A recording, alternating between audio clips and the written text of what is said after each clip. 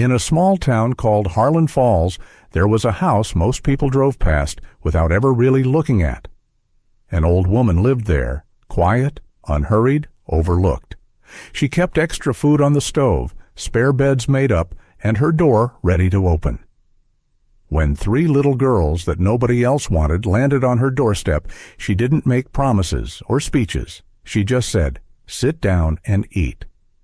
What happened over the next 2 decades would eventually bring that entire town to a stunned, shameful silence, because those 3 broken little girls grew up, and when they came back, nothing in Harlan Falls would ever be the same. Just before we get back to it, I'd love to know where you're watching from today, and if you're enjoying these stories, make sure you're subscribed. There is a kind of person the world gets very good at ignoring. Not because they are invisible exactly, but because people stop looking, because nothing about them demands your attention, because they have never once asked you to notice them. In the small town of Harlan Falls, that person was Beatrice Johnson. Everyone knew her name. Most people just didn't think about it much. She lived on the far end of Caldwell Street in a house that had been old when she moved into it 30 years ago and had only gotten older since. The porch sagged on the left side. The paint, once pale yellow, had faded to something closer to dry grass. 2 shutters hung slightly crooked. There was a garden out front that she tended every morning, pressing seeds into dirt with steady, unhurried hands. Most people driving past on their way to work never looked twice at it. Inside, the house was warm in the way some homes are, not from the heating system, which was old and unreliable, but from something harder to name. The kind of warmth that comes from years of meals cooked and eaten, from voices filling rooms. There were photographs on almost every wall, different ages, different faces. Some were school portraits with uncertain smiles. Others were candid, a kid laughing at the kitchen table, a teenager caught mid-eye roll, a small child holding up a drawing like a trophy. None of those children lived there anymore. Beatrice, B, to the few who knew her well, was 68 years old, with close-cropped silver hair and hands that were always doing something. She moved through her house like someone who had long ago made peace with every corner of it. She had been here a long time. She had seen a lot. Most mornings she woke before 6, made coffee, and sat at the kitchen table while the town outside was still quiet. Then she started cooking, not just for herself. She cooked in quantities that made no sense for a woman living alone. Big pots, extra portions in containers in the refrigerator. She kept the spare bedrooms clean and made up with fresh sheets. She kept a stack of children's books on the shelf by the hallway, even though no children had come in over 4 months. She kept herself ready. People in Harlan Falls had their opinions about this. The neighbors said she was a little odd. The women at the church said she was admirable, in that tone that means something closer to peculiar. The man at the hardware store called her the foster lady to his customers, not unkindly, just as a descriptor. It was not cruel. And it was simply the way that small communities categorize people they don't fully understand. She had fostered 22 children over the years, some for weeks, some for months, a few for longer. The photographs on her wall were the ones who had sent pictures back, the ones who remembered. She never talked about any of this unless someone asked directly. And people in Harlan Falls rarely asked directly. The town meeting that October was held at the community center. Beige walls, fluorescent lighting, folding chairs arranged in uneven rows. About 40 people had come out, which was considered a good turnout. Mayor Daniel Reeves sat at the front table with 2 council members. He was 53, with a solid handshake and the kind of easy smile that came from years of running for things. He was not a bad man. And he was the kind of man who was very good at making difficult things sound reasonable. What we're looking at, he said, is a 12% reduction across several social service allocations. This includes the county's foster family support fund. He spoke about cost per outcome. He spoke about scalable initiatives. A council member nodded steadily through all of it. B sat in the third to last row. She had her hands folded in her lap. Her face was calm. Her eyes were carrying something heavier, the particular weight of someone who has watched this exact conversation happen before. Who knows that the words cost per outcome are just the polite vocabulary of a world that has decided certain children are too complicated to be worth the trouble? She said nothing. She drove home in her old gray Buick, made herself a bowl of soup, and sat at the kitchen table and ate it quietly. She washed the bowl. She went to check that the spare rooms were still as she'd left them. They were.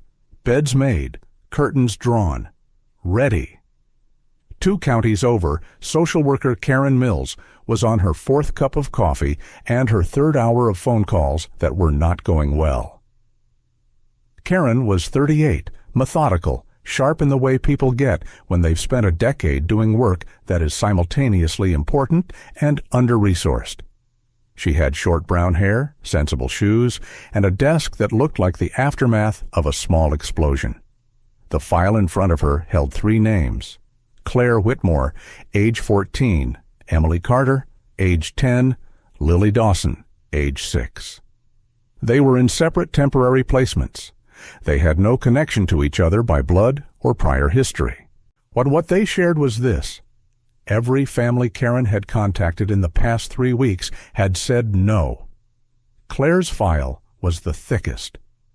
Words like oppositional and confrontational appeared throughout. She had been removed from her biological home 18 months ago. Her father, Jeffrey Whitmore, was a man with money and lawyers and the kind of social standing that made people reluctant to say anything directly bad about him. What had happened in that house was documented in language that was deliberately precise and deliberately restrained. Emotional abuse, isolation, control. Nothing that left marks on the outside. Emily's file was quieter, withdrawn, prone to anxiety. She had been raising herself, more or less, for most of her short life in a household where the adults were present in body but absent in every way that mattered. Family after family had returned her. Too much anxiety, they said. Too much baggage. We already have a lot on our plates. Lily was 6. Her file said almost nothing, which Karen knew from experience was often the most alarming kind. A few clinical notes, a few observations from a counselor. Does not speak in group settings. Attachment to transitional object, a worn stuffed rabbit she carried everywhere. 3 girls. No placement willing to take even one of them, let alone all 3. It was her supervisor passing her desk late in the afternoon who said the name almost as an afterthought. "Have you tried B. Johnson over in Harlan Falls?" Karen had heard the name. She hadn't called. She had been saving it, the way you sometimes save the last option because using it means you've run out of other options. She's taken 3 at a time before, her supervisor said. She's been doing this a long time. Karen pulled up the file, read through it, saw the long record of placements, the steady documentation, notes from previous caseworkers who had used words like consistent and reliable and once simply remarkable. She picked up the phone. The woman who answered on the second ring had a voice that was unhurried. Karen explained the situation. All 3 girls. The history. The difficulty finding placement. When she finished, there was a brief pause. "Do they need somewhere safe?" B said. "Yes," Karen said. "That's the most accurate way to put it." "All right," B said. "Bring them." They arrived on a Thursday afternoon in early November in Karen's state-issued sedan. The sky was low and gray. Lily sat in the back with her rabbit pressed against her chest, watching the town pass in silence. Emily sat beside her, hands folded very precisely in her lap. Claire had insisted on the front seat. She read the same page of the same paperback 3 times without absorbing any of it. The front door opened before any of them had gotten out of the car. Bea came down the porch steps wearing a green apron over her cardigan. She stopped at the bottom and waited. She didn't wave enthusiastically. She didn't come to the car. She just stood there in the still afternoon and waited for them to come to her. Claire got out first, stood on the sidewalk, and looked at the house.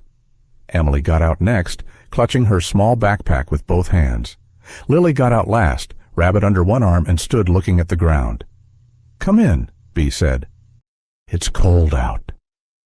She turned and walked back up the steps without looking to see if they were following. After a moment, they followed. Inside, warmth hit them first.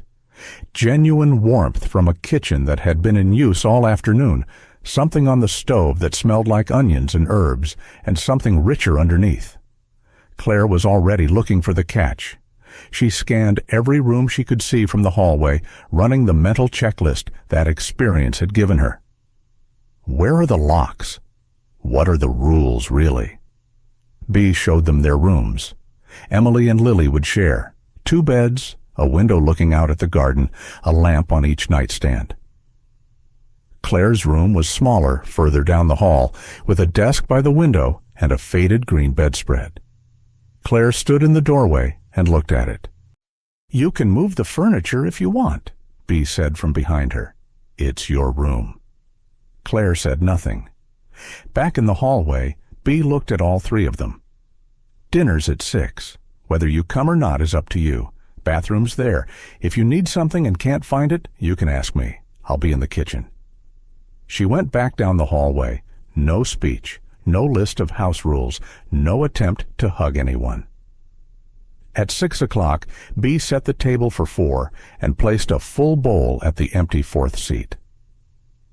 Emily appeared in the kitchen doorway, still holding her backpack, and looked at the table. "Sit down if you like," Bee said, without looking up. No pressure. Emily set her backpack by the door and sat. Lily appeared a minute later and settled in beside her, Rabbit propped against the edge of the table. The 3 of them sat in silence, Bee eating calmly, Emily eating carefully, Lily eating slowly, with Rabbit watching over proceedings. Claire's chair stayed empty. Then, around 6:20, Claire came into the kitchen with her arms crossed. "I'm not hungry," she said. "All right," Bee said. "A beet. That smells okay, though." Bee stood, went to the pot, ladled soup into the 4th bowl, and set it at Claire's place, without ceremony. She sat back down. Claire came to the table and stood for a moment longer than necessary. Then she sat. "You don't have to trust me," Bee said, to none of them and all of them at once. "Just eat." The soup was good. None of them said so. But Emily had 2 bowls, and when Lily dropped a piece of cornbread and looked instantly, reflexively frightened, bracing for a reaction, nothing happened. Bee simply handed her another piece. The kitchen was quiet around them. The November dark had come down outside. Something had begun, though none of them could have said exactly what. It took exactly 4 days for Claire to do something designed to end it. She had done this before, pushed early, before she got too settled, before any disappointment could land too hard. The fastest way to find out what someone was really like was to push until they showed you. She had learned this in houses where the showing had come quickly and badly. On the 4th morning, she came downstairs at 11 and announced she wasn't going to school. Bee was at the sink, scrubbing a pot. She didn't turn around. "You going to be home then?" she said. Not a question. "I'm not going," Claire said louder, jaw set, ready for the argument. "I heard you." Bee set the pot on the drying rack and turned around, drying her hands. She looked at Claire with the direct, unhurried look that Claire had already come to find unsettling. Nothing in it she could get traction on. No anger, no anxiety, just attention. "You'll fall behind." "I'm already behind." "I know. Miss another day, you'll be further behind." "So?" Bee looked at her for a moment. "So," she said, and hung up the dish towel and went back to the pot. That was it. No ultimatum, no escalating speech, no fight. Claire stood in the kitchen, fully prepared for a confrontation that had decided not to show up, and felt the particular frustration of someone who has thrown a punch and connected with air. She went to school. She would not have admitted this to anyone. The mornings were the hardest for Emily. She woke before her alarm, always. Some part of her nervous system convinced that sleeping too deeply was a risk she couldn't afford. She lay very still in the unfamiliar bed and did what she always did, listened to the house, mapped it, figured out where everyone was before she moved. Bea was always already awake. Emily could hear her downstairs, a cabinet door, water running, the soft clunk of the coffee pot being set back on the burner. The sounds were consistent. Every morning, the same sequence.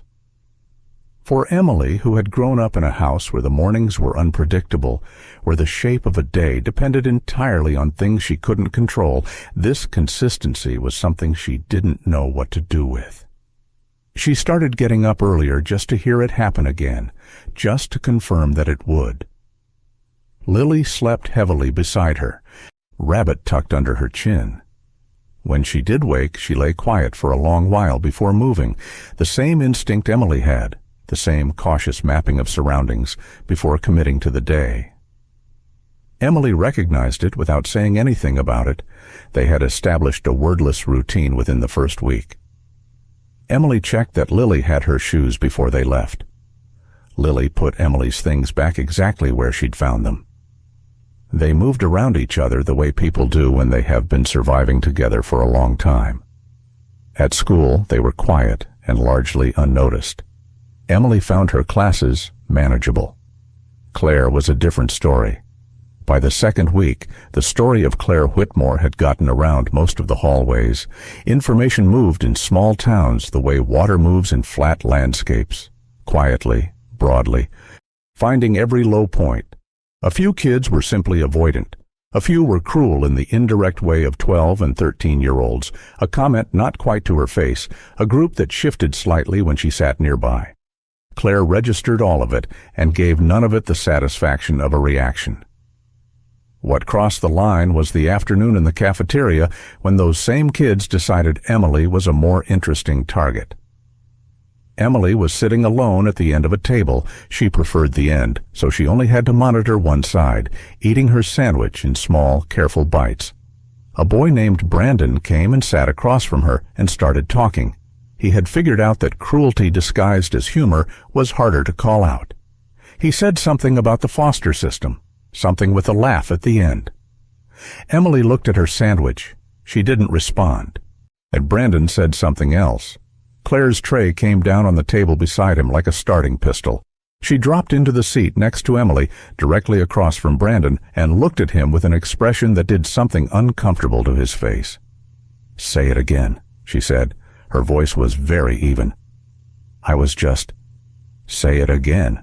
To me." Brandon did not say it again. He left. His friends left with him. Claire picked up her tray and started eating like nothing had happened. Emily looked at her. "You didn't have to do that." "I know," Claire said. A pause. "Thank you." "Don't worry about it." The school called at 3:15 with a version of events that had evolved considerably. Claire as the initiator, some shouting, the threat of a physical confrontation. The assistant principal, Mr. Garrett. You had a lanyard holding 4 different cards and a pen. He clicked repeatedly when he was uncomfortable. Bea sat across from him, listened to his account, asked 2 clarifying questions, who had been at the table first and what had been said, and then asked to take Claire home. In the car, Bea was quiet for a minute. Then, "What were you protecting?"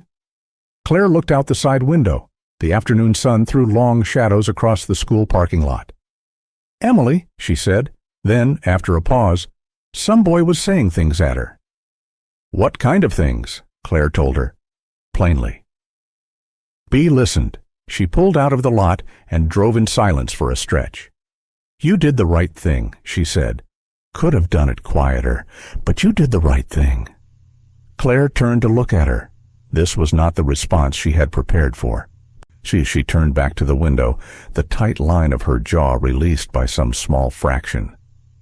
At dinner that night, Claire told Emily it wouldn't happen again. Emily nodded once. They didn't speak of it further. The nightmares came back to Emily in the 3rd week. They weren't new. She'd had them since she was 7 or 8.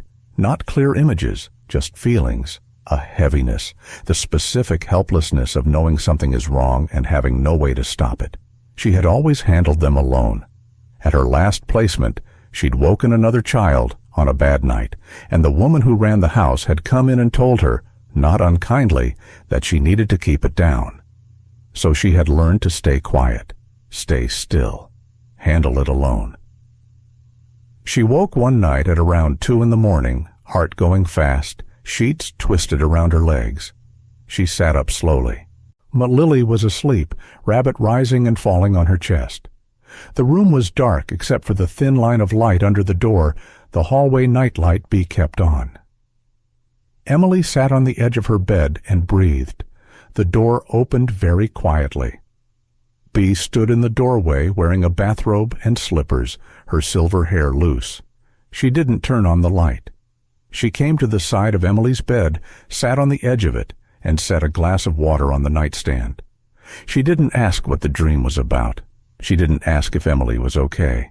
She just sat there in the dark, and after a moment she reached over and rested her hand over Emily's where it was pressed flat against the mattress. Her hand was warm and dry and steady. Emily's breathing slowed. The shaking she hadn't even noticed was in her shoulders began gradually to ease. They sat like that for a while. Bee didn't speak. She didn't check her watch. Eventually, Emily lay back down. Bee pulled the sheet up over her, quietly, the way you do with someone very young or very tired. She set the glass of water on the nightstand where Emily could reach it. At the door, she paused. You don't have to handle everything by yourself. Not in this house. She pulled the door to. Emily lay in the dark and stared at the ceiling. Something had cracked open, not wide, not dramatically, just a hairline fracture in a wall that had been solid for a very long time. She didn't know what to do with it yet, but it was there. Lily's attachment to Bee developed the way Lily did most things, without announcement, without clear, visible moments you could point to later. It happened in the accumulation of small things, the way Bee cooked, the way she moved through the house, the particular rhythm of her days, which was unlike anything Lily had passed through before, not frantic and unpredictable, not cold and scheduled, steady, quiet, the kind of thing that felt like it would still be there tomorrow. She started following Bee at a distance of about 6 feet, not obtrusively. She would appear in the doorway of whatever room Bee was in and find something to do near the wall. Arrange the crayons she had been given into color order, sit on the floor with Rabbit, and watch. Bee noticed. She said nothing about it. She just went about her tasks, and if she started narrating them softly, I'm putting the onions in now, they need a few minutes before the garlic goes in, well, she had always liked a kitchen that wasn't completely silent. Lily watched. She listened. She began to learn the shape of Bee's days, the way you learn the movements of a careful, unhurried creature, the way Bee turned down the burner by feel without looking, the way she hummed when she was thinking. Lily's shoulders were lower than they had been. Her grip on Rabbit was less tight. It was a Tuesday evening in December, 5 weeks in, when Lily spoke. Bee was at the stove. The kitchen smelled like the chicken she had put in earlier. The small radio on the counter played something low, a gospel station she kept on in the evenings. Lily was at the kitchen table with her colored pencils arranged in a precise line beside her paper. Bee reached for the pepper above the stove, and the jar slipped. She caught it, but there was a small commotion, a clatter of her arm against the pot, and she muttered something under her breath. Lily looked up from her drawing. "Are we staying?" The words came out very quiet, but they were clear. Bee turned around. Lily was looking at her directly, which was not a small thing. She held Rabbit in one arm and looked at Bee with an expression that was trying hard to be neutral and not quite succeeding. The real question underneath the words was plain. Is this real? Are you going to leave? Is this the kind of place that stays? Bea came to the table. She sat down across from Lily and set her hands flat on the surface. "As long as you need," she said. Lily looked at her for a long moment.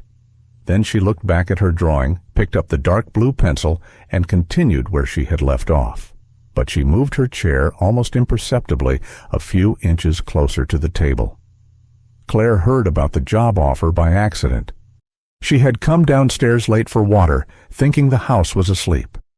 Bea was on the phone in the kitchen, speaking in that low voice she used when she didn't want to disturb anyone.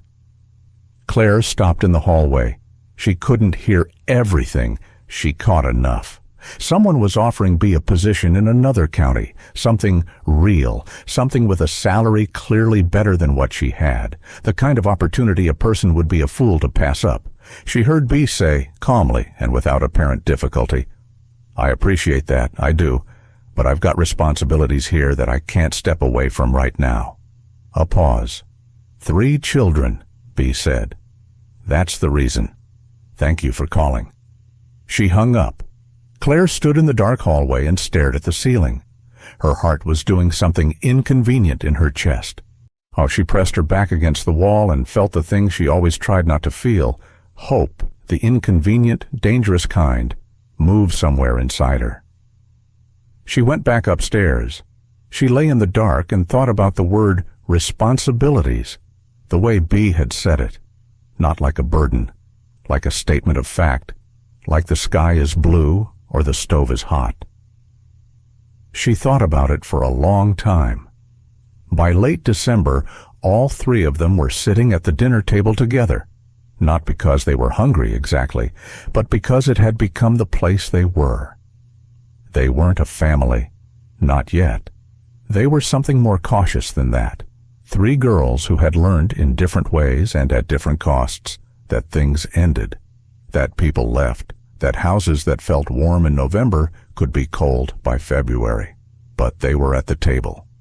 Bea was across from them, pouring more rice onto Claire's plate without asking because she'd seen her eyeing the serving spoon. The radio was on low.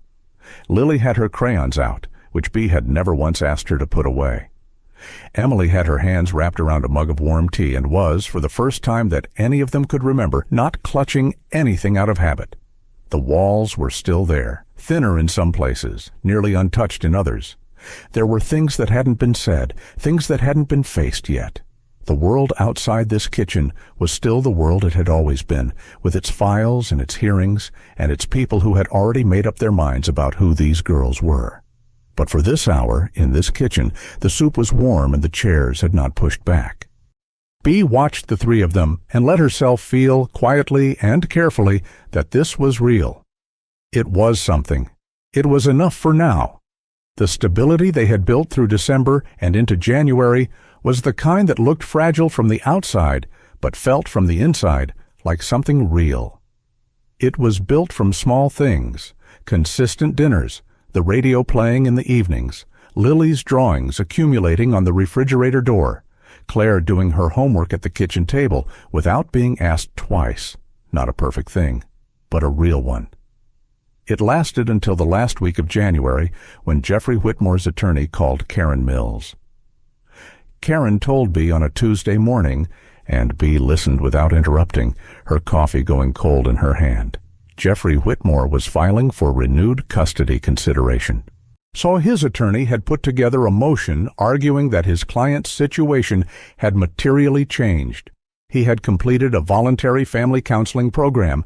He had a new domestic arrangement, and his attorney was prepared to argue that Claire's current placement, while temporary, lacked the financial and structural stability befitting a child of her background. "He's using the word background," Karen said. "I want you to know that." "I understand what he means by it," Bea said. She set the coffee down. She asked 3 questions: timeline, the court date, and whether Claire had been notified. The answers were 6 weeks, February 22nd, and not yet. "I'd like to tell her myself," Bea said. Karen agreed. She waited until after dinner. Lily was in the bedroom with her crayons. Emily was reading at the kitchen table, which she had recently started doing in the evenings instead of retreating upstairs, a small thing, but Bea had noticed it. Bea asked Emily if she'd give them a few minutes, and Emily looked at Bea's face and then at Claire's and nodded and took her book upstairs without a word. Bea sat down across from Claire. She told her plainly, no softening, no circling. She said what was happening, who had filed, and what the timeline was. She watched Claire's face go through several things in quick succession, something that looked like a door slamming shut, then a brief unguarded flash of fear, then the careful flatness that Claire wore like armor. "He doesn't want me back," Claire said. "He just doesn't want to lose." "I think that's probably right," Bea said. "So what happens?" "There's a hearing. Karen will be there." "I'll be there." "And if he wins?" Bea held her gaze. "I'm going to fight this, Claire. That's not a promise that I'll win, but I need you to know I'm going to fight it." Claire said nothing for a long time. Then she stood up and went upstairs, moving with that careful, controlled walk she used when she was holding something tightly inside. At the top of the stairs, she stopped. "He used to lock the study door," she said, not turning around. "When things got bad, he'd just disappear behind the door and act like nothing was happening outside it." A pause. "His lawyers are going to say I'm dramatic. Then we're going to need to be very specific," Bea said. Claire went to her room. Bea sat at the kitchen table alone for a while, her hands flat on the surface, thinking.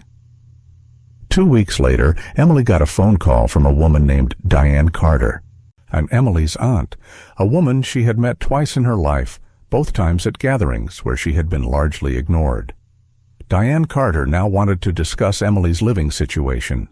She had, she said, been following Emily's case with concern. She had been thinking about her. She wanted to explore the possibility of family placement, Karen told Bea. Bea told Emily in the same direct, quiet way she had told Claire. Emily sat very still and said, "She doesn't know me." "I know," Bea said. "She's never—" Emily stopped. She started again. "There used to be this program. When you have a relative in the foster system, you can get payments from the state to support the placement." Her voice was very flat. "My mom told me about it once. I was 9. Bea looked at her. "Diane doesn't want me," Emily said. "She wants the check." "That's what Karen thinks too," Bea said. "And Karen's going to make sure the court understands what's actually being asked for here." Emily nodded slowly. She picked up her book from the table. She opened it to where she had been reading, but she did not read anything. She just sat there with it open in her hands. Lily's trouble announced itself differently, not with phone calls or legal filings, but with quiet, accumulating signs that something beneath the surface was shifting. She stopped sleeping through the night. Emily mentioned it to Bea first, that Lily was awake for long stretches, lying very still in the dark with her eyes open, not distressed exactly, just watching the ceiling. She started having difficulty at school. Not behavioral trouble. She had always been quiet. But it was more that she seemed to be disappearing further into herself. Her teacher sent a note home saying that Lily had stopped participating in any group activity, even the ones she had previously engaged with. She still drew. If anything, she drew more. But Bea, looking at the drawings when Lily left them on the kitchen table, noticed a change. The earlier drawings had been simple: houses, flowers, a recurring image of a rabbit beside a tree. The newer ones were different. Darker colors, shapes that suggested enclosure, small figures that were difficult to interpret, but that sat heavily on the page. Bea spoke to the school counselor, a woman named Mrs. Hollis, who suggested Lily might benefit from more specialized support. Bea arranged an appointment with a child therapist in the next county over and drove her there herself. On the drive home, Lily sat in the back seat with Rabbit pressed to her chest and looked out the window. "You don't have to tell me anything," Bea said. "The doctor is for you." Very quietly, "I remember things." "I know," Bea said. "That's what the doctor is for. You don't have to carry them by yourself anymore." Lily looked at the back of Bea's head for a long moment. Then she turned back to the window. She held Rabbit a little less tightly than she had before. The pressure came from outside the house, too. In mid-February, a woman named Sandra Pruitt, who sat on the local Family Services Advisory Board and had strong opinions about most things, began making noise in the right circles about Bee's placement.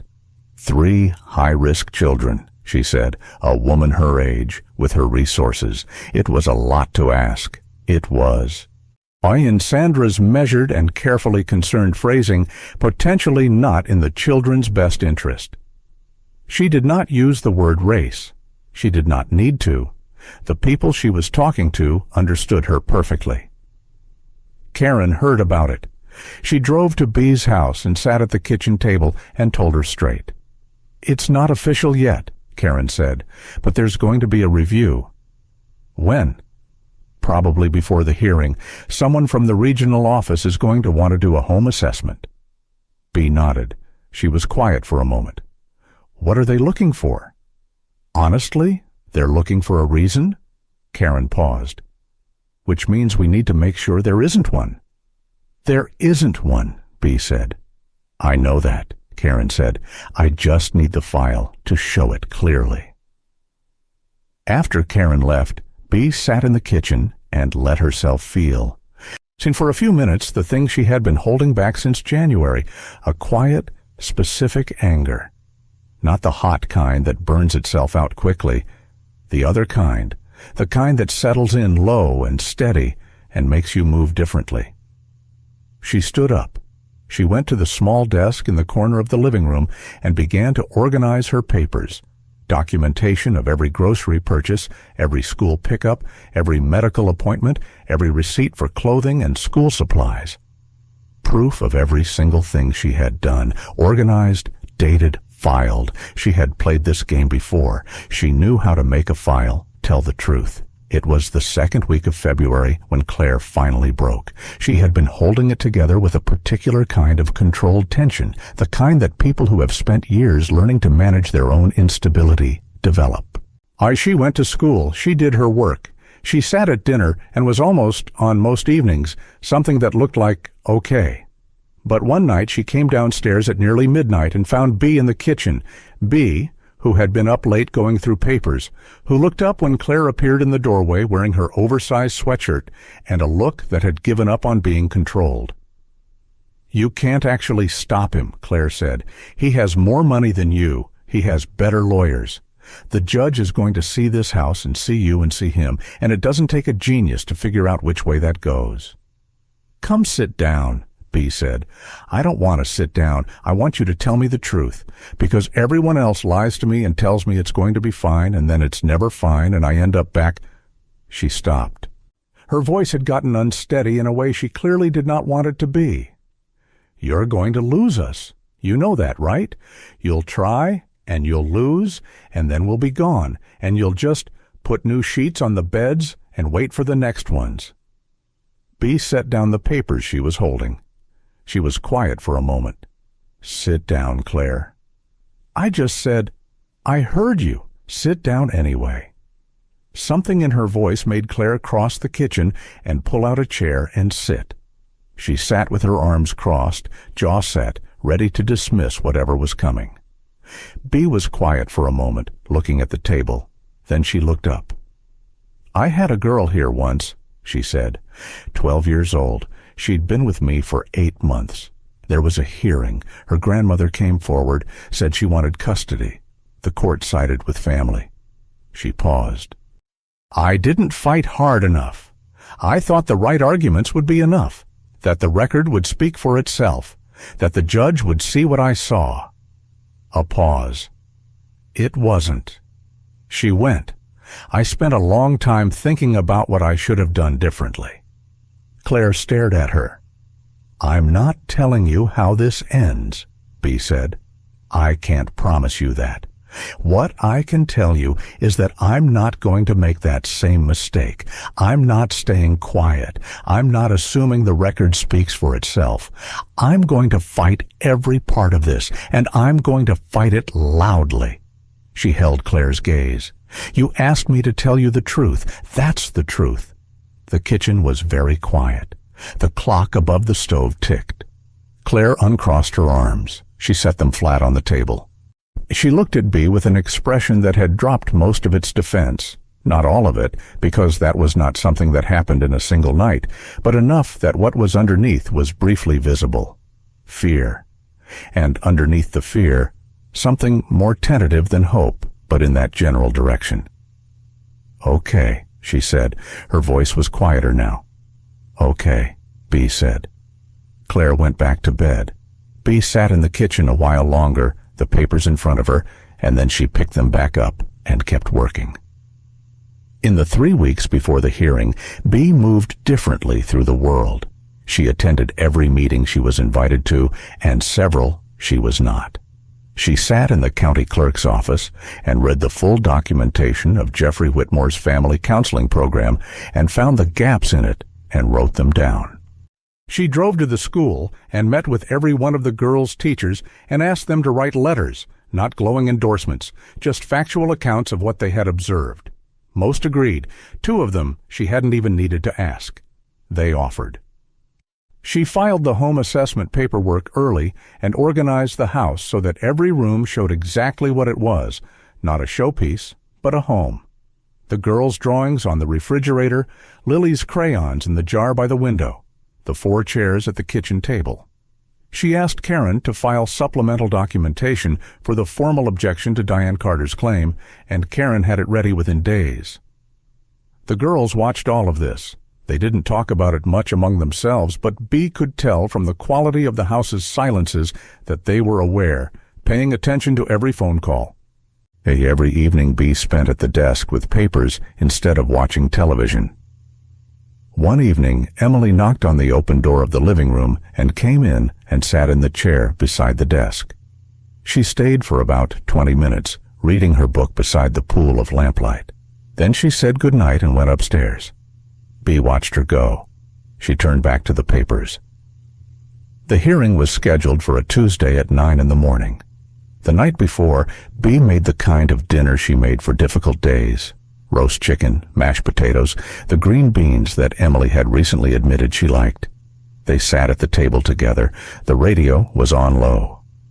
"Whatever happens tomorrow," Claire said suddenly, breaking a long stretch of quiet, "I want you to know that this—" She gestured at the table, the kitchen, all of it. "This is the first place I've lived that felt like something I could trust." Emily looked up from her plate. Lily looked at Claire, then at Bea. Bea looked at all 3 of them. "You're going to be fine," she said. "Whatever happens, you are going to be fine. You know that, right? You are not the same girls you were in November." Lily set down her fork. She looked at Bea with that direct, considering look she had, the one that saw more than she ever said. "I don't want to go somewhere else," she said, simply, clearly. "I know," Bea said. "I don't want you to either." That was all any of them said. They finished dinner. They washed the dishes together, Claire washing, Emily drying, Lily stacking everything back in the right places, as though she had always known where they went. Bea stood in the doorway and watched the 3 of them work, and let herself feel what was there. They were afraid of losing her. She had not understood until that moment just how much that meant. The courthouse was a stone building downtown with cold marble floors and fluorescent lights set into a ceiling that felt too low. Karen met Bea in the lobby at 8:40, wearing her good coat and carrying a folder that was considerably thicker than the one she'd started with in November. They exchanged a look that contained a full conversation and walked up to the 2nd floor together. Jeffrey Whitmore was already there in the hallway outside the courtroom in a suit that cost more than Bea's monthly grocery budget.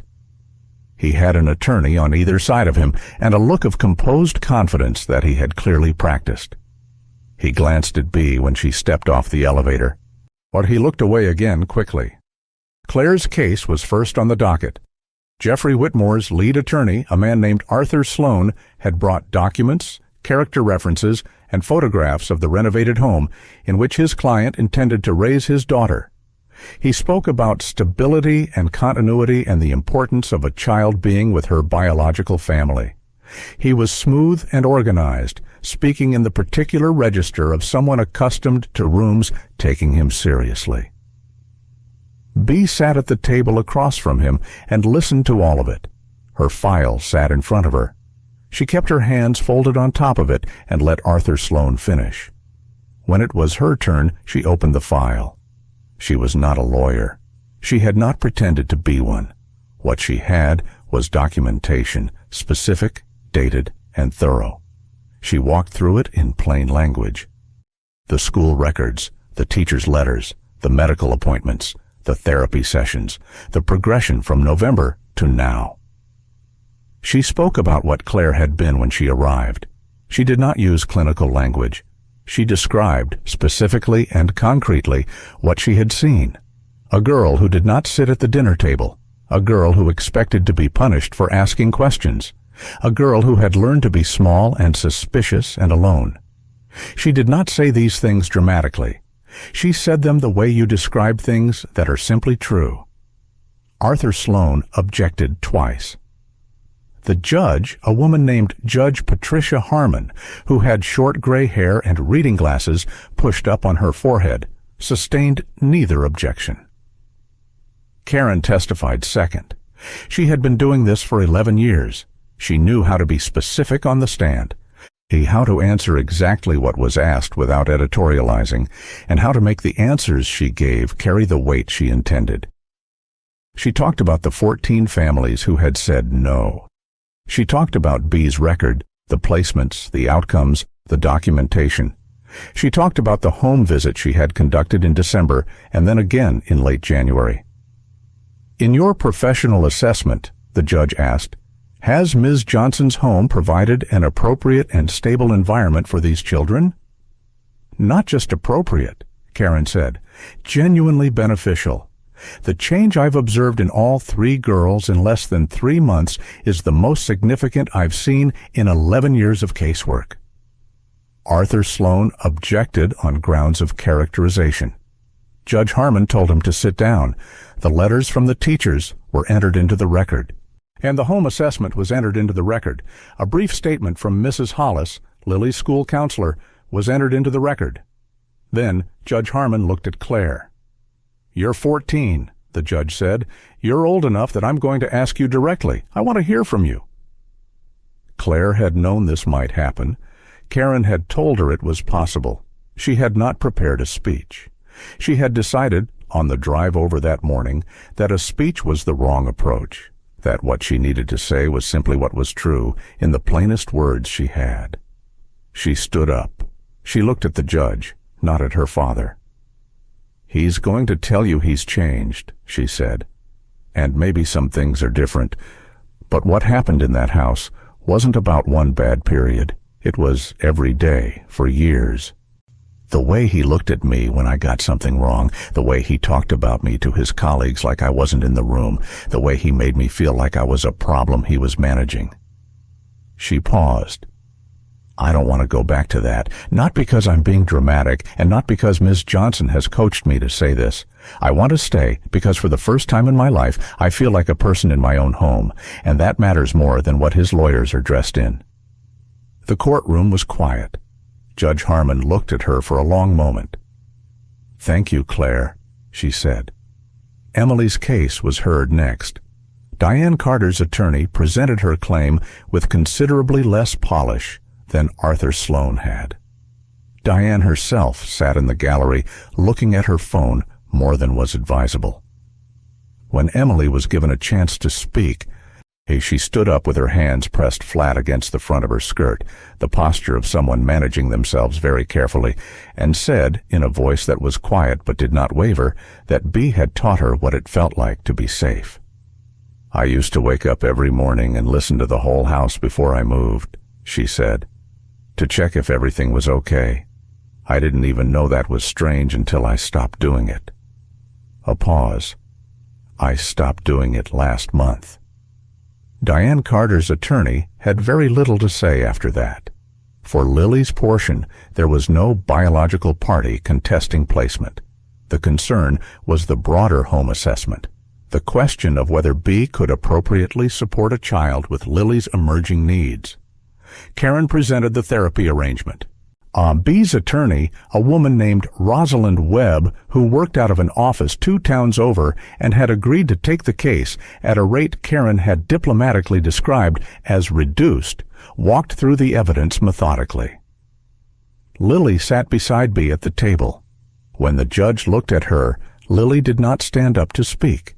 She simply looked back at the judge with her quiet, steady gaze, and then she reached over and put her small hand into B's and held it. She didn't say anything. She didn't need to. Judge Harmon looked at Lily's hand in B's. She made a note. She looked at the file. The ruling came at 2:15. Judge Harmon denied Jeffrey Whitmore's petition. The court found no material change in circumstances sufficient to warrant custody reassessment. And the documented record of Claire's current placement demonstrated a level of stability and progress that it was not in the child's best interest to disrupt. She included a note, rare in such rulings, commending the quality of documentation presented on behalf of the current guardian. Diane Carter's claim was similarly denied on grounds that the stated motivation for placement, established through financial record review that Karen had quietly requested, did not align with the statutory criteria for family placement. Permanent guardianship of all 3 girls was formally granted to Beatrice Johnson. Karen exhaled beside B with a long, slow breath. B sat very still for a moment. Then she folded her hands on the closed file and let the feeling come. Quietly, the way she let most things come. Relief was in there. So was exhaustion. And something that had no precise name but felt like the fulfillment of a thing you had refused to give up on finally arriving. She looked up at Claire, who was sitting on her other side. Claire was looking at her father's retreating back as Jeffrey Whitmore and his attorneys moved toward the exit. Her jaw was set. Then she looked at B, and the jaw released, and for just a moment her face was open in a way that B had only seen once or twice before. Young, unguarded, real. "We good?" Claire said. "We're good," B said. They drove home in the late afternoon light. Karen followed behind for a few blocks and then turned off toward her office, honking once as she went. Inside B's Buick, no one said much. Emily sat with her forehead almost touching the cold glass of the window, watching the town go past. Lily sat in the middle with Rabbit on her lap, turned slightly toward B. Claire, in the front seat, was quiet for most of the drive. Then, about 2 minutes from home, she said, "I want to learn how to cook that chicken thing." "The roast chicken?" "Yeah." "All right," B said. "This weekend." The Buick turned onto Caldwell Street. The house came into view, the sagging porch, the crooked shutters, the bare garden waiting for spring. It looked different than it had in November. Not because anything had changed, because they were looking at it differently. That evening, B made soup. Nothing elaborate, because it had been a long day, and simple was what the evening called for.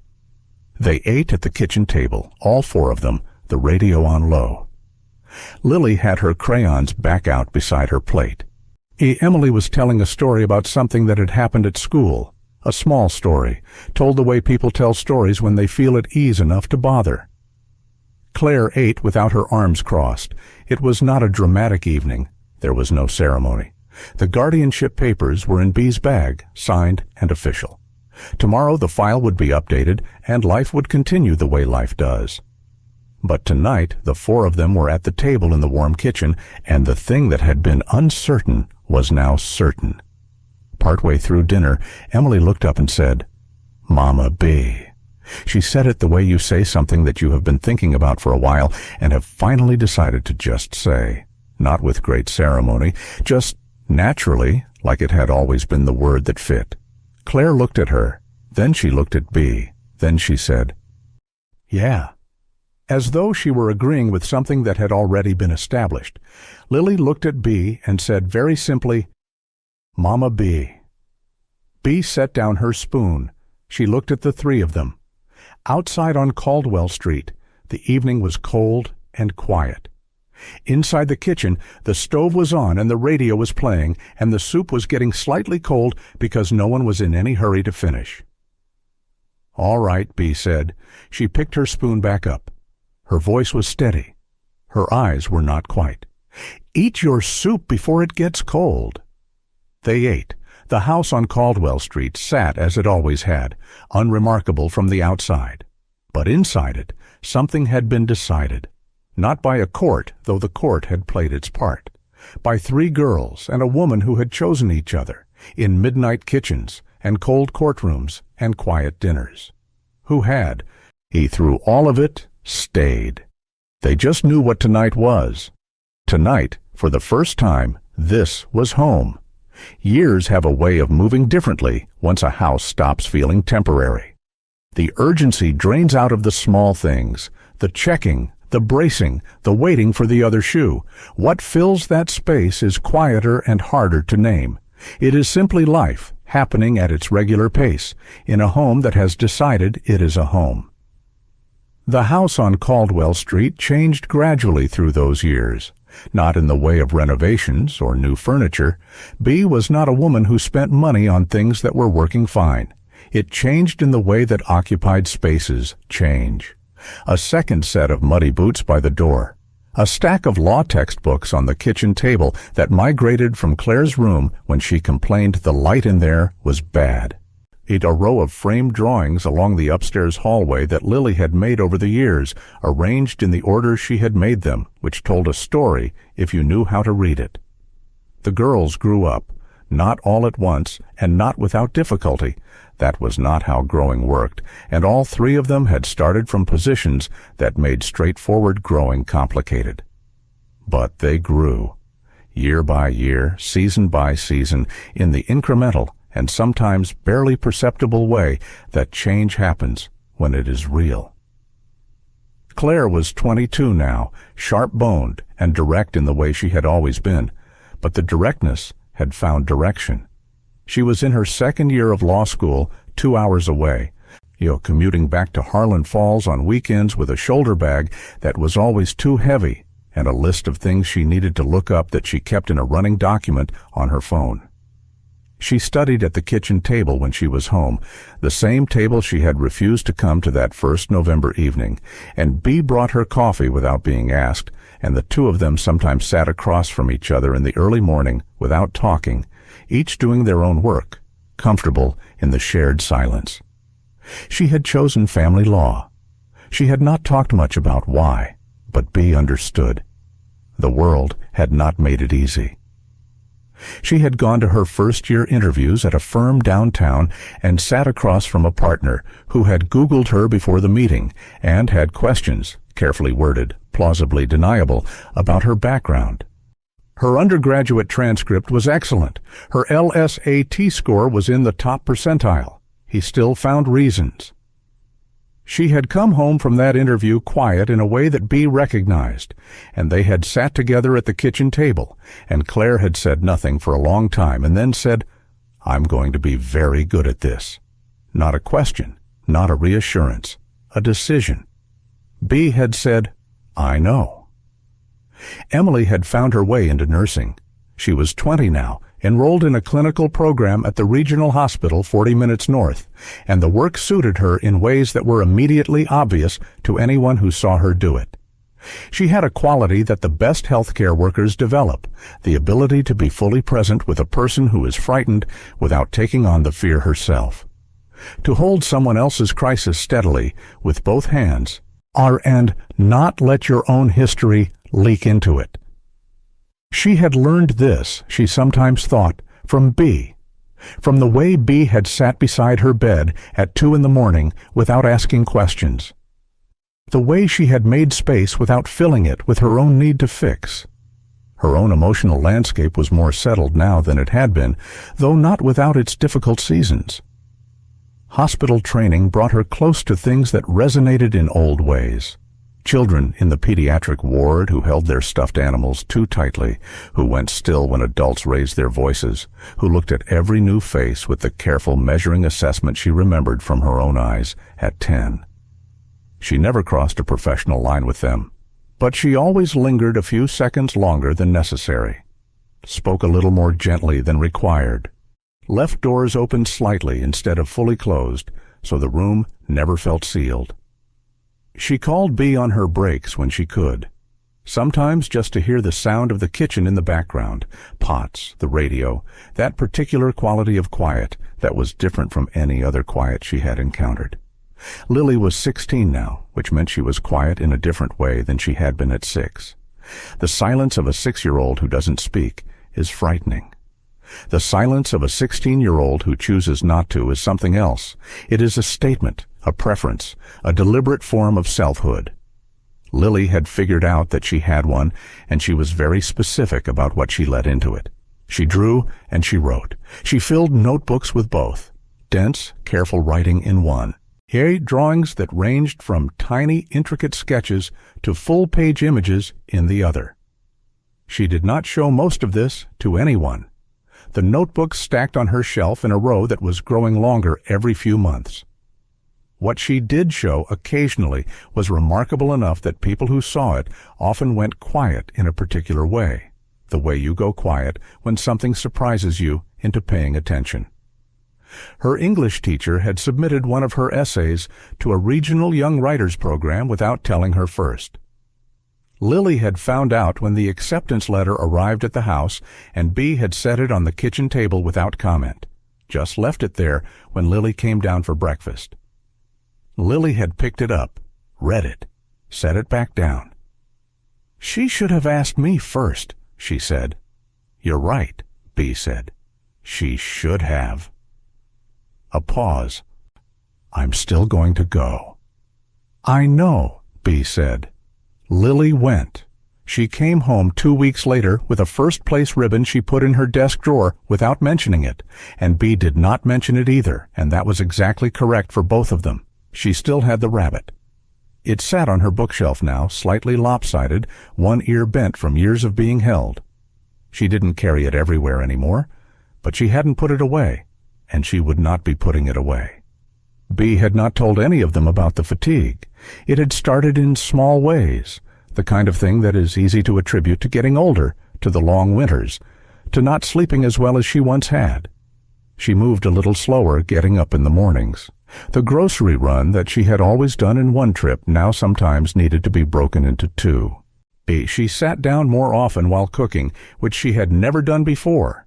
She told herself this was normal. She was 68 years old when the girls arrived, which meant she was somewhere past that now, which meant a certain amount of slowing down was simply to be expected. She did not go to the doctor. She was not, in her own assessment, a person who made a fuss. Claire noticed first because Claire noticed most things. She noticed the chair that had appeared by the stove, the way Bea paused at the top of the stairs some mornings. She brought it up once, directly, because directness was the only language she had. "You're not fine," she said. "Don't tell me you're fine." "I'm managing," Bea said. "That's not the same thing." "No," Bea agreed, "but it's the truth." Claire wanted to push. She had always wanted to push. It was the thing that made her good at what she was studying, and sometimes difficult to live with. But she looked at Bea's face, and she recognized something in it. The look of a person who has decided how they want to handle their own business and would appreciate not being argued with about it. She didn't push, but she started paying closer attention. Each of them carried their own version of difficulty into those years, as people do. Claire's was visible and external, the resistance of institutions, the skepticism of people who had already decided what she was capable of before she sat down. She fought it with discipline and precision, building a record that could not be ignored, even by people who wanted to. Emily's was quieter and internal. Her training required her to stay present through things that stirred up older feelings, not constantly, not overwhelmingly, but persistently. She had a good therapist, a woman she had been seeing since her 3rd year with B. She was not, she had come to understand, someone who would ever be fully finished with that work. She had also come to understand that this was not a failure. It was just the shape of her life. Lily's was the most private. She processed things through the page, which meant that most of her difficulty happened in her notebooks before anyone else ever saw it. What came out into the world, the essays, the drawings, the careful observation she offered in conversation, was the part that had already been worked through. The rest stayed where she had put it, which was where she wanted it. They talked, the 3 of them. You in the way of siblings who have not been raised from birth together, but have arrived at something with the same weight. Late nights when they were all home at the same time, which happened less often now than it used to. The kitchen table after B had gone to bed, with the small overhead light on, and the house quiet around them. They did not have the shorthand of shared childhood memories, no inside jokes from elementary school, no old photographs of birthday parties, none of the accumulated texture that comes from growing up in the same house from the beginning. What they had instead was shared knowledge of each other's silences. Which ones meant something was wrong? Which ones were just thinking? Which ones were the comfortable kind that didn't need filling? That was its own kind of shorthand. It was enough. It was a Saturday afternoon in early spring when Claire found the papers. She had been looking for an old document, a reference letter from an undergraduate professor that she thought she'd filed somewhere in the house, and she had gone through the small cabinet in the living room where Bea kept her personal files. The reference letter was not there. What was there, tucked into a manila folder behind a folder of utility bills, was a set of financial records that stopped her. She sat on the floor with the folder and read through it. Bank statements, dates going back years.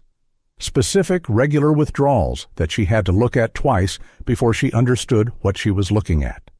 Money going out not just for the household, groceries, utilities, school supplies, or the girls' medical appointments, but for things that had no obvious connection to the house. Small, regular payments to something labeled Community Foster Network. A larger withdrawal 3 years back labeled simply legal. That one she recognized. Rosalind Webb's invoice. There were also records of things sold, a savings bond, a piece of jewelry listed in an estate document, a description, in Bea's careful handwriting, of a piano that had been sold to a buyer in the next county. Bea had owned a piano. Claire had not known that. There was no piano in the house. There had never been a piano in the house for as long as Claire had lived in it. She sat on the floor and looked at the papers for a long time. Then she put them back, carefully, exactly as she had found them, and closed the cabinet. She did not say anything to Bea that evening. She sat at the dinner table and ate, and she was quieter than usual, and when Bea glanced at her, once she held the look, and then looked away and picked up her fork. After dinner, she called Emily. "I need you to come home this weekend," she said. Emily could hear something in her voice. "What happened?" "Nothing yet," Claire said. "Just come home." Emily arrived on Friday evening. She came in through the kitchen door the way they all did. The front door was technically functional, but nobody used it, and found Claire at the kitchen table with her laptop open and an expression that was controlled in the way it got when she was managing something significant. Bea was in the living room watching television, which meant they had some time. Claire showed her the documents without preamble. She had photographed them carefully and made a spreadsheet of the key figures. Emily sat down and looked at the screen. She was quiet for a long time. "The piano," she said finally. "I know," Claire said. "How long was this going on?" "From what I can tell, the whole time, or close to it." Emily set the laptop on the table and pressed her palms flat against the surface. The old gesture, the one she still did when she was absorbing something difficult. She looked at the ceiling. Then she looked at Claire. "She never said a word," Emily said. "No," Claire said. "She wouldn't." They sat with that for a moment. "There's more," Claire said. She pulled up a second file. It had been Emily who found the medical records, though not intentionally. She had noticed in March that the cabinet in Bee's bedroom where she kept her personal items had a folder on top of it that hadn't been there before. Bee had taken it out for something and set it there and hadn't put it back. Emily had walked by the open door and seen it, and the instinct of someone in healthcare training had made her pause. She hadn't opened it that day. She had spent 3 days thinking about whether it was her business. Then she had opened it. The folder contained an appointment card for a specialist's office 2 towns over, dated 8 months ago. Behind it were 2 follow-up appointment cards. Behind those was a printed summary from the specialist, dense medical language that Emily could read without difficulty. She had stood in the doorway of Bee's room holding the papers and read them carefully. The way she had trained herself to read clinical documentation, which is to say without letting the words become anything other than information while you are still holding the page. She had put the folder back exactly where it was. She had sat on the floor of her own room for about 20 minutes. Then she had gotten up and washed her face and gone down to help with dinner because Bee was in the kitchen and Emily could hear her moving around in there, and the sound of it was more than Emily could take from a distance right now. She needed to be close to it. Now, sitting across from Claire in the kitchen on a Friday evening, she pulled up the photographs she had taken of the documents on her phone and turned the screen around. Claire read them. Her face did the thing it did when she was processing something she had not prepared for, a stillness that was different from her regular stillness, more internal, like the surface of water just before something moves beneath it. "How serious?" Claire said. "Serious enough that she's been seeing a specialist for 8 months without telling any of us," Emily said. "Serious enough that I know what the treatment timeline looks like, and she hasn't started it." "Why hasn't she started it?" Emily looked at her. Claire understood the answer before it was spoken. "Because it costs money," Claire said. "And because she didn't want us to worry," Emily said. "Both things." Lily came home the next morning. They hadn't called her the night before. She had an early Saturday class for the writing program that they didn't want her to miss. Why, and there was nothing she could do before morning anyway. When she came in through the kitchen door at 11, she found both her sisters at the table and Bee notably absent. "Where's Mama Bee?" she said. "Church," Claire said. "She'll be back by 1. She looked at Lily. "Sit down." Lily sat. She looked at both their faces and said nothing, which was her way of asking.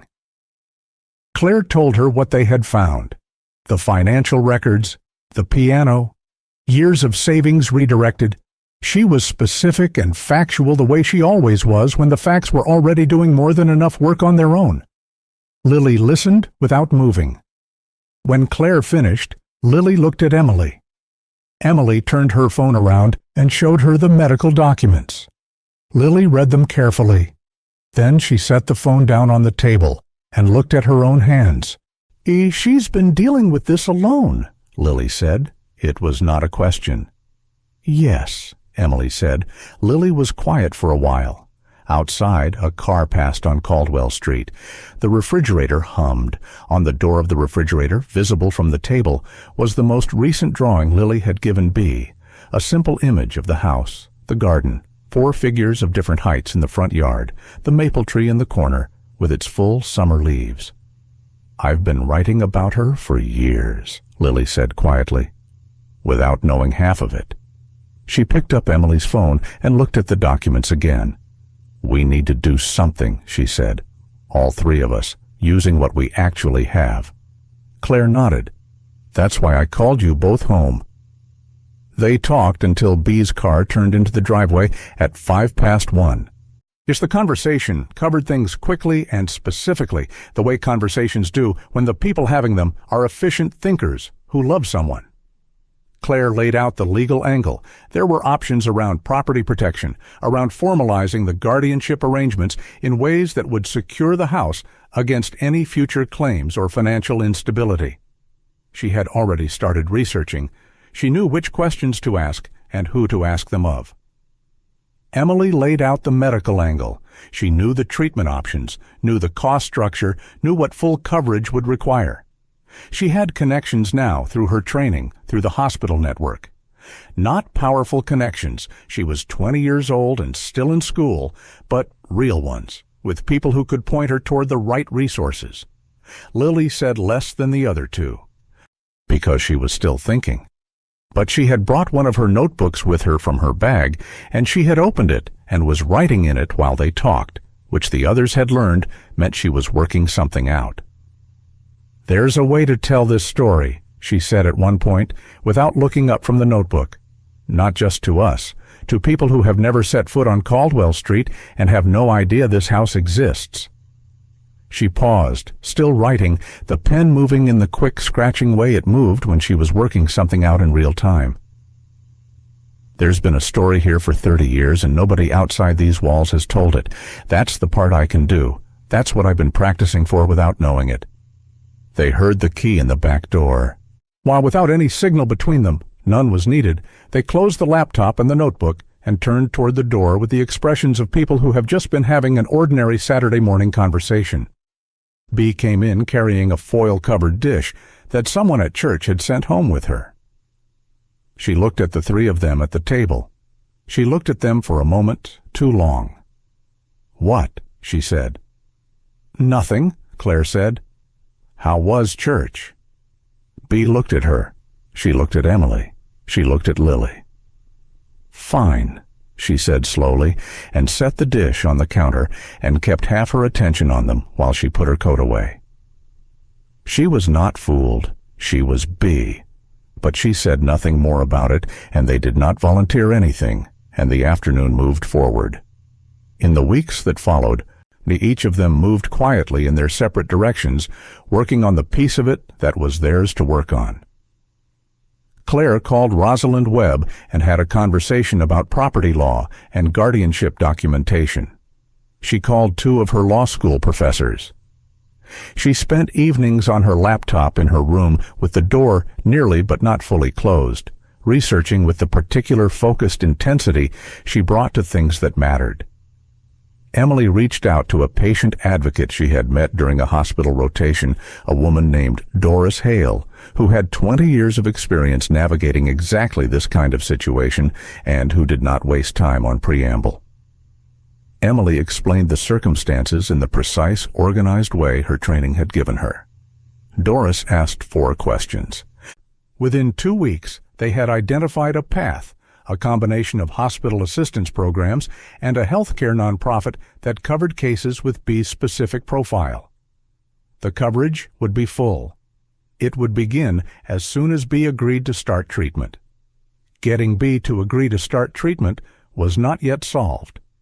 Bea was a woman who had spent her entire life directing resources toward other people, and the idea of those resources being directed back at her was one she had not yet made peace with. That part they were working on together. Lily wrote.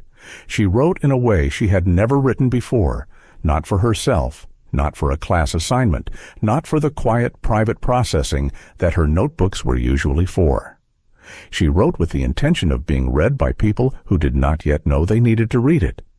She wrote the story of a house on Caldwell Street and the woman who had lived in it, who had kept her spare beds made and her pantry stocked and her door open for 30 years because she had decided that was what she was going to do, and she had never announced that decision to anyone.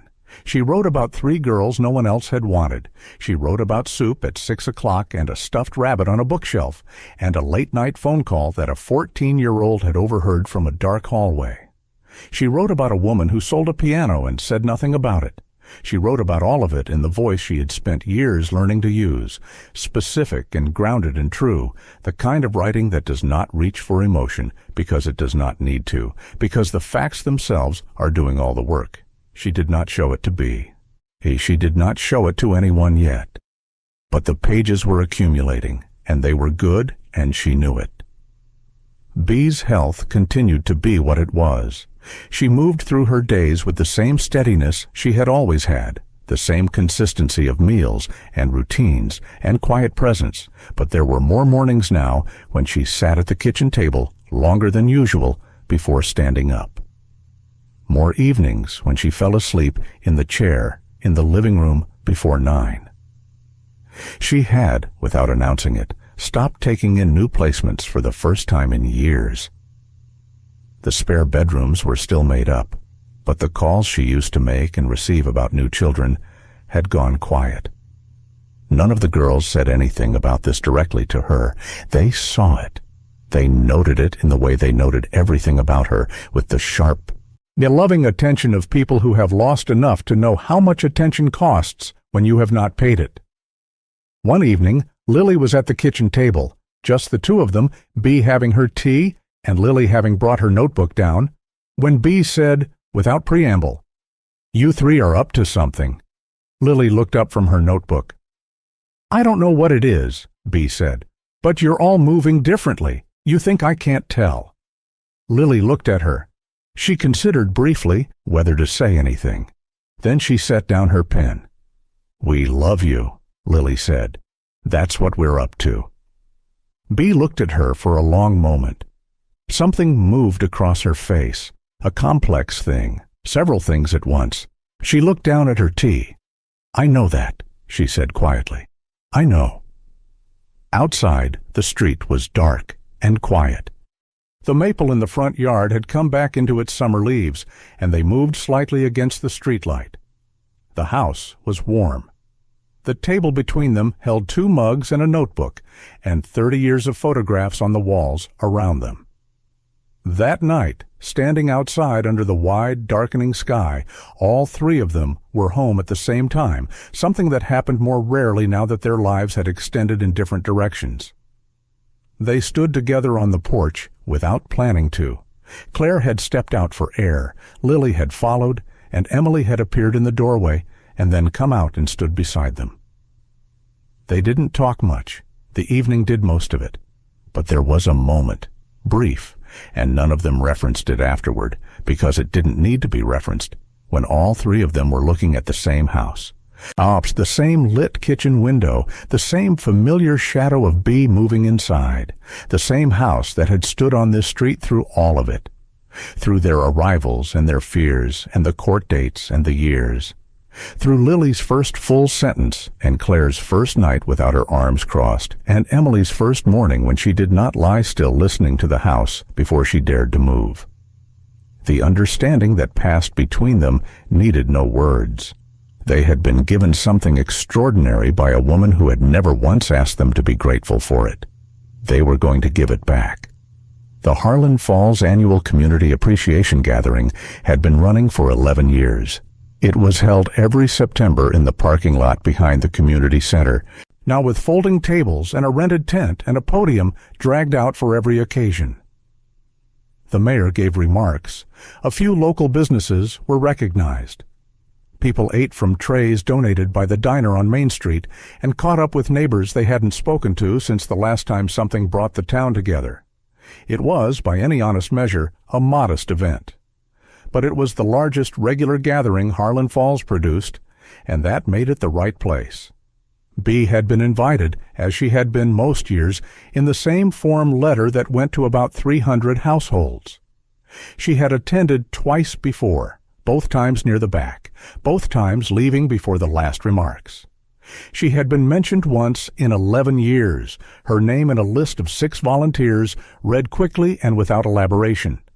This year she had received a slightly different invitation, a personal one hand-delivered by Karen Mills, who drove out to Caldwell Street on a Wednesday morning in late August and told Bea that there were people who very much hoped she would attend this year as a guest, as someone the town wanted to properly honor. Bea had looked at Karen with the particular look she gave things she found suspicious. "Who organized this?" she said. "The event committee," Karen said, which was true. Bea agreed, with the caution of someone who does not entirely trust that a thing is what it appears to be. She circled the date on the calendar, pinned by the refrigerator, and said nothing more about it. What the town did not know, and what Karen had not told Bea, was that the event committee had been quietly restructured. Claire had made the first call 6 weeks earlier. She had reached out to one of the committee members, A woman named Ruth Adler, who had known Bee for years and had, on more than one occasion, quietly expressed to Karen that she thought Bee deserved more recognition than she received. Ruth had listened to what Claire was proposing. She had said yes before Claire finished explaining it. From there, things had moved with the particular efficiency of people who know what they are doing and care about the outcome. Claire had worked the legal and logistical side, contacting the county records office, working with Rosalind Webb to finalize the property documentation she had been preparing for months. Emily had been in contact with the healthcare network, confirming the treatment arrangements and coordinating with Doris Hale. She had also reached out to several of the teachers who had written letters during the custody hearing years ago. 2 of them were still in Harlan Falls, and both had agreed immediately to come. Lily had been working on something she had not shown anyone. She had written and rewritten it over 3 months, evenings, early mornings, margins of other notebooks, then transferred it into a single clean document. She had contacted a small independent media outlet 2 counties over that covered human interest stories and sent them the piece. They responded within 48 hours. The story went up 3 weeks ago, quietly, without announcement. It had not stayed quiet. By the morning of the gathering, several larger outlets had picked it up. And the story of a woman named Beatrice Johnson on Caldwell Street in Harlan Falls had traveled considerably further than Harlan Falls. None of this had reached Bee. They had been very careful about that. The morning of the gathering was a Saturday in mid-September, the kind of morning that September in that part of the country does well. Cool and clear, with light that had the particular quality of the turning season, angled and golden in a way that made everything look slightly more significant than it was. Bee put on her good navy dress and her good shoes, and pinned her silver brooch to the collar the way she did for events that required it. She stood in front of the small mirror in the hallway and looked at herself for a moment with the expression of a woman who is attending something under mild protest. She came downstairs to find the kitchen empty. All 3 girls had been home that week, ostensibly visiting, which she had accepted at face value because she wanted to and because some things are easier when you don't pull the thread. She had heard them up late the night before, voices low in Claire's room, and she had stood in the hallway outside the door for a moment and then gone back to bed. Claire appeared from the kitchen doorway, dressed in a blazer and pressed trousers. Emily came down the stairs behind her in a dark green blouse. Lily came last, in a dress Bee had not seen before, her hair done carefully. Bee looked at all 3 of them. "This is a lot of outfit for a parking lot," she said. "We're coming with you," Claire said. Simple, settled. Bee looked at her, then at the other 2. "All right," she said. They drove to the community center in Claire's car, which was newer than Bee's Buick and had a working rear window. The parking lot was already filling when they arrived. Bee noted the tent, the tables, the podium, familiar, as expected. She noted that there seemed to be more people than usual, though she attributed this to the nice weather. Karen was waiting near the entrance. She greeted Bee warmly, which was not unusual, and guided her toward a chair in the front section, which was unusual. Bee noted this. She sat down.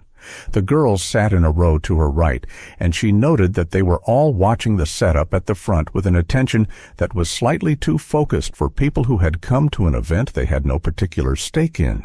She said nothing about this. She folded her hands in her lap and waited. Mayor Daniel Reeves opened the gathering at 11 o'clock. He was older now than he had been at that town meeting 11 years ago. Less hair, same smile, same easy relationship with a microphone. He welcomed everyone, made 2 jokes that landed adequately, and began his standard opening remarks about community and service and the particular character of Harlan Falls. He had reached the 3rd paragraph of his prepared remarks when he paused, looked at something on the podium, and said, "I understand we're going to do something a little different this year before we continue." A ripple of mild curiosity moved through the crowd. The large screen that had been set up behind the podium, which Bea had assumed was for the slideshow the event usually used to display sponsor logos, came on. What appeared was not sponsor logos. It was a photograph. Bea's house on Caldwell Street, taken on a winter morning. The garden bare, the shutters slightly crooked, a thin line of smoke from the chimney. It was an ordinary photograph of an ordinary house, and for a moment the crowd looked at it without particular reaction. Then Lily's voice came through the speakers. She had recorded the narration 3 weeks earlier in a single session in the spare bedroom at Caldwell Street on a morning when Bea was at the grocery store. Her voice was steady and unhurried and clear, and it had the quality that the best narration has, of someone speaking the truth without ornamentation, letting the truth be sufficient. She spoke about a house that most people drove past without looking at. She spoke about a woman who woke up before 6 every morning and made extra food and kept spare beds ready. Not because anyone asked her to, not because anyone was watching, but because she had decided this was what her life was for, and she had not wavered from that decision in 30 years. She spoke about 22 children. The crowd had gone very still. Photographs moved across the screen as she spoke. Photographs that Claire and Emily and Lily had spent weeks gathering, reaching out to people across the years who had passed through that house on Caldwell Street and had kept pictures. Some of them had sent photographs. Some of them had sent letters. 3 of them had sent video messages that Lily had woven into the narration at the right moments. Brief and specific and devastating in the particular way that simple true things are when you finally hear them said out loud. The crowd was fully silent now. Not the polite silence of an audience waiting for something to be over. The other kind. Bea sat in the front row with her hands folded in her lap. She had stopped breathing normally somewhere around the 3rd photograph, a small girl at a kitchen table. A child she recognized, a child who had once sent that picture back with a note that Bea kept in the cabinet with her personal files. She had not expected to see it here. She had not expected any of this. She kept her face still. It cost her. When the narration ended, the screen went dark for a moment. Then Claire stood up from the row of seats beside Bea and walked to the podium. She stood at the microphone and looked out at the crowd. She was 22 years old, and she had spent those years becoming someone who knew how to stand in front of people who needed to hear things they hadn't yet decided to accept. She took a breath. "My name is Claire Whitmore," she said. 14 years ago, a social worker ran out of options and called a woman on Caldwell Street as a last resort. That woman said yes without hesitation. And then she made it her business to make sure that I and 2 other girls that nobody else wanted didn't just survive. She made sure we had something to come back to. She paused. "I'm a law student. I chose family law because I understand what happens to children when the system decides they're too complicated. I understand it personally. And I'm standing here today because I want this town to understand what one woman has been doing, quietly and without recognition, for 30 years, while most of you were driving past her house without looking at it." She stepped back from the podium. She looked at Emily. Emily came forward. She was quieter at the microphone than Claire. That was always going to be true. But her voice did not waver. She talked about the night Bea had sat beside her bed in the dark and held her hand without asking questions. She talked about how that one thing, that single act of unhurried, uncomplicated presence, had eventually become the model for the kind of care worker she was training to be. She talked about the children in the pediatric ward who held their stuffed animals too tightly, and what it meant to have been one of those children once, and what it meant to have had someone show her what safety felt like before she was asked to provide it for others. She said, "She didn't change my life. She gave me a life. Those are different things." She stepped back. Lily came forward. She was 16 years old, which meant that she was the youngest person who had stood at that podium in the 11 years the gathering had been running. She stood there for a moment without speaking, and the crowd waited, and the waiting did not feel uncomfortable. It felt like the pause before something true. "I didn't speak for a long time when I was a child," she said. "I had reasons for that. And then I came to a house on Caldwell Street, and there was a woman there who didn't try to fix my silence or fill it or explain it. She just made room for it. She let it exist without asking it to be different." She paused. "The first full sentence I ever said to her was, 'Are we staying?' I was 6 years old, and I was terrified of the answer." Another pause. She said, "As long as you need." And she meant it for the next 10 years, and she means it still. She looked directly at B. "I've been writing about you for years, without knowing the half of it," she said. "Now I know more, and I want this town to know it too. Because you changed our lives, Mama Bia. And you did it without ever asking us or anyone to notice." She stepped back from the podium. The crowd was very quiet. Then someone started clapping, and then someone else. And then the sound grew and grew, and by the time it reached full volume, it was not polite applause. It was the other kind. Or the kind that comes from a room full of people who have realized, collectively and uncomfortably, that they had been looking at something without seeing it for a very long time. Mayor Reeves stood at the back with his prepared remarks in his hand and did not attempt to use them. Bea sat in the front row with her hands still folded in her lap, and her face was very still, and her eyes were something she had stopped trying to manage. She had not moved from her chair.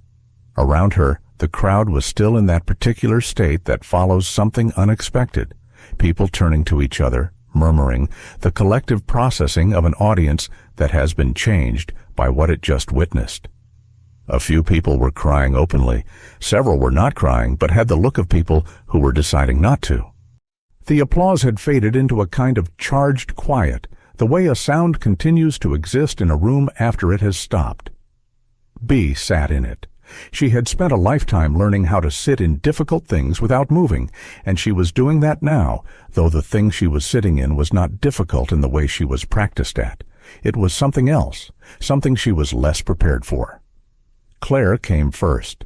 She came back from the podium and stood in front of Bea, and for a moment they just looked at each other, the woman who had sat at a kitchen table at midnight and refused to stop fighting, and the girl who had stood in a doorway at 14 and looked for the catch in everything.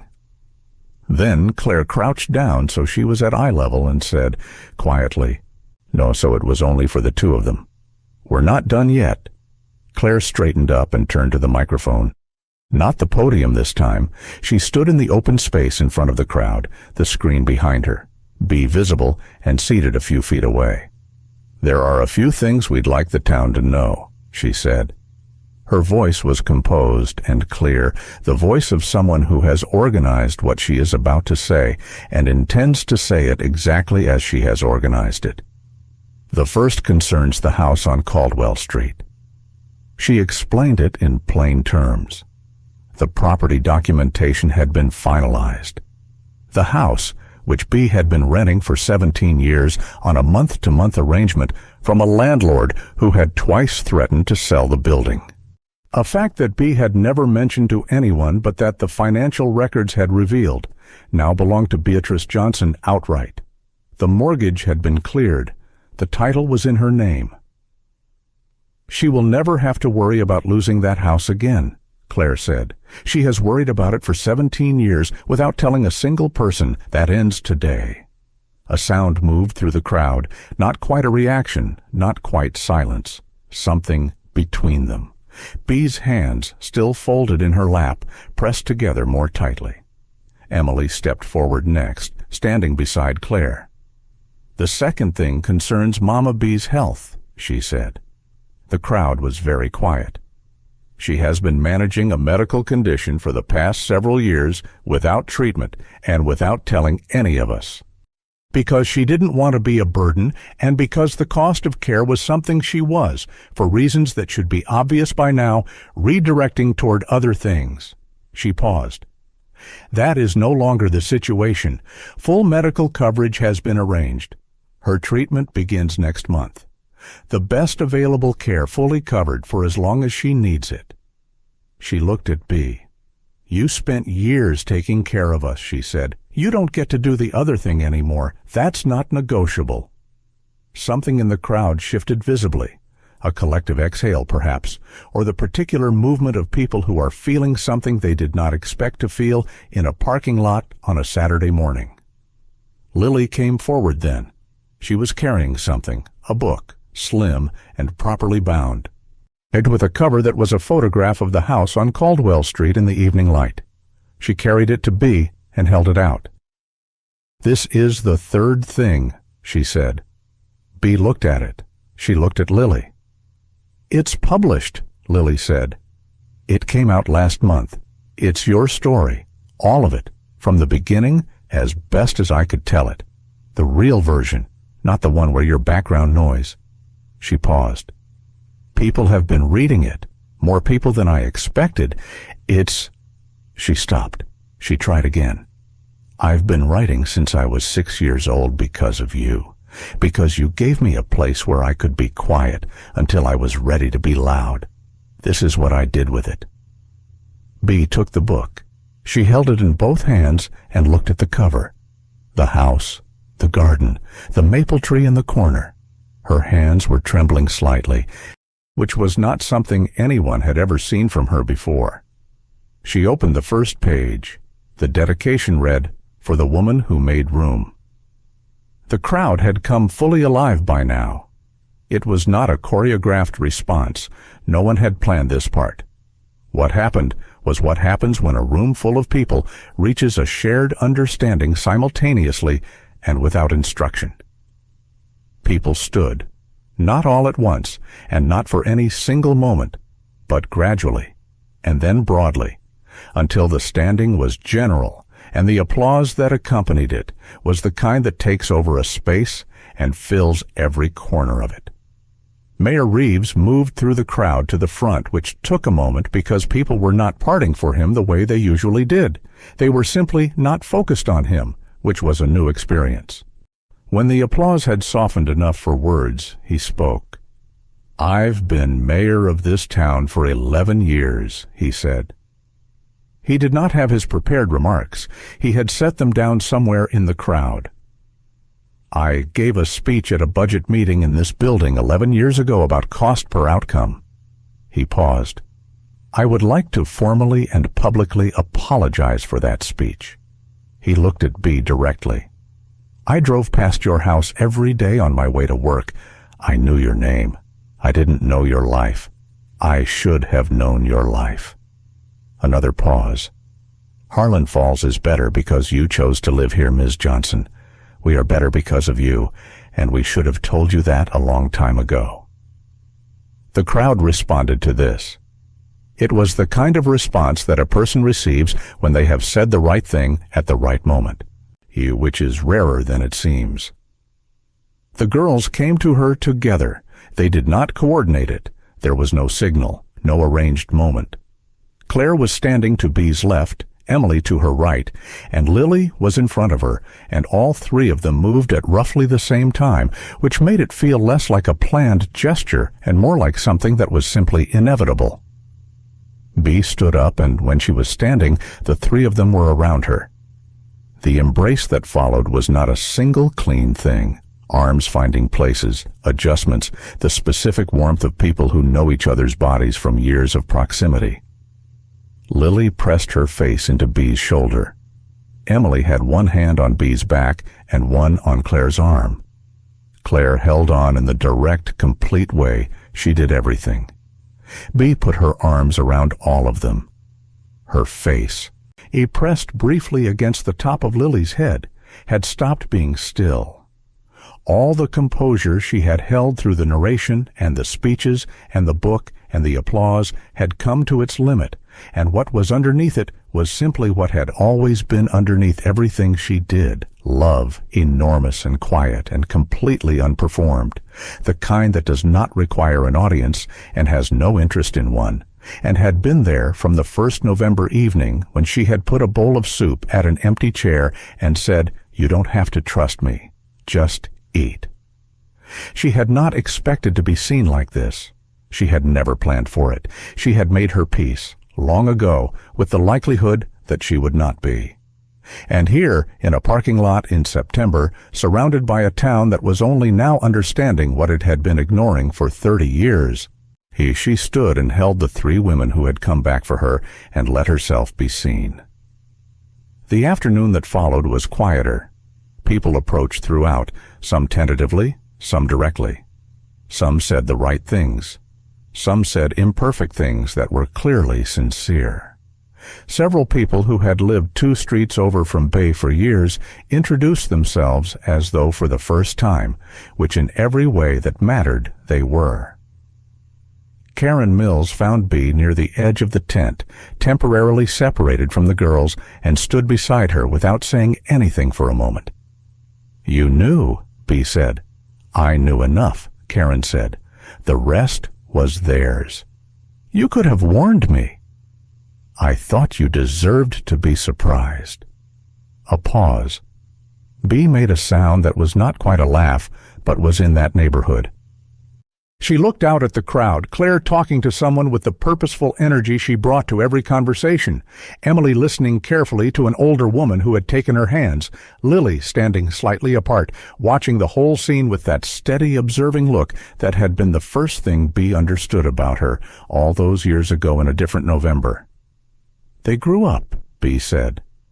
Quietly, not to Karen exactly, to herself or to the afternoon, or to nobody. "They did," Karen said. "You did that." Bea shook her head. "They did that." Karen looked at her. "You're both right," she said. "That's how it works." Late that afternoon, when the gathering had wound down and the tables were being folded and the tent was being disassembled, the 4 of them sat in the car in the parking lot for a few minutes before driving home. No one was in a hurry. The day had been large, and they needed a moment at the edge of it before going back to ordinary life. Bea had the book in her lap. She had been holding it since Lily gave it to her and had not set it down. "The dedication," she said. She did not finish the sentence. "I meant it," Lily said, from the back seat. "All of it." Claire was looking out the windshield. "You know what happens now, right?" she said. "You start treatment. No arguing, no redirecting. You let us take care of some things for a while." "Is that what I'm doing?" Bea said, with the particular mild tone she used when she was declining to argue but had not conceded the point. "Yes," Emily said. "It is." A beat. "All right," Bea said. Claire started the car. The drive home on Caldwell Street took 4 minutes. And the house looked the same as it always had. The sagging porch, the crooked shutters, the garden going to its autumn state, everything as ordinary as it had ever been. But the title was in Bea's name now, and the treatment was arranged, and somewhere in a publication that was being read far beyond this town, the story of this house had finally been told in full. Bea got out of the car and stood for a moment on the sidewalk, looking at it. She had stood on this sidewalk thousands of times, in all the seasons, in all the weathers, in all the moods that 30 years can produce. She had stood here waiting for children to arrive. She had stood here watching them leave. She had stood here alone on enough evenings that she had stopped counting them, looking at the house that held all of it, the photographs on the walls, the spare beds, the extra food in the refrigerator, the chair by the stove, the 4 places at the kitchen table. The 3 women came and stood beside her. Nobody said anything for a moment. Then Lily said, "Come on, it's cold." They went inside. Bea went to the kitchen out of pure habit, the way she always did, and the other 3 came with her. And somebody turned the radio on low, and the house settled around all 4 of them the way it did, the way it always had, the way it always would. The story did not end in that parking lot, with the applause and the standing crowd and the mayor's apology. It ended here, in this kitchen, where it had always lived. Where a woman had made room for 3 children the world had given up on, and those children had grown into women who came back and made room for her in return. Outside, and on a street that had never thought to look twice at this house, the September evening was coming down. The maple in the front yard had begun to turn. Inside, the light was on. How many people in your life have been quietly changing everything for you, and you've never once stopped to tell them? If this story moved you, hit that like button and subscribe. We have more stories that will stay with you long after they're over.